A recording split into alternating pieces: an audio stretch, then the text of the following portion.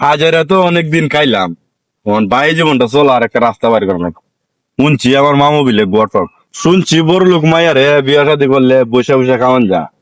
দেখি আমার মামা তো একটা গটক আছে, মামার দ্বারা যাই, বাই জীবনটা চলা লাগবো তো। এই মামা মামা কারা কারা কারা কারা কারা। আরে ভাই না কিতা আরে মামা তোমার দ্বারা আইলাম, একটা দরকার আছে। আমি তো একটা কাজে যাইতাছি, আমার একটা বিয়ার আলাপ আছে, একটা মেয়ে দেখতে যাইতাছি আর এই বিষয়ে তুই কথা বলতে। এই বিষয়ে। আচ্ছা ঠিক আছে, বলো ভাই না কি বলবা? আমার আবার জরুরি কাজে যাইতে হবে, মেহমান এসে বসে রয়েছে মেয়েটারে দেখার জন্য। বলো। মামু, বলো। আমার তো কাম কাজ করতে ভাল লাগে না। আচ্ছা আচ্ছা। আমার একটা শুনছি বড় লোক মাইয়ার এবার লেবিলে কাম করেন। তুমি তো গটক, আমার একটা বিয়া শাদী করাই দো বড় লোক মাইয়া দেখা। ও যেতে তুমি বসে বসে খাইতে আমি পারো। যেমন বসে বসে খাইতারি। আচ্ছা আচ্ছা ঠিক আছে ভাই না, তোমার কথাগুলো আমি বুঝছি, তুমি বসে বসে খাওয়ার জন্যই তো।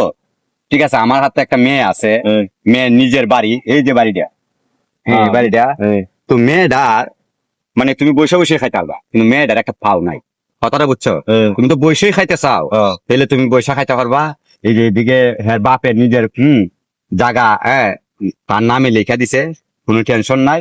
তুমি যদি রাজি থাকো, তোমার মা বাবার সাথে আলোচনা করো, হ্যাঁ আমি এই জায়গায় এই বাড়িতে বিয়া করি, এই বাড়িও তোমার নামে লেখা দিলে।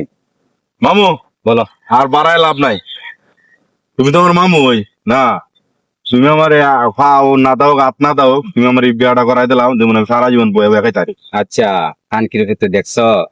এ আত্মাও না এর সাথে বিয়া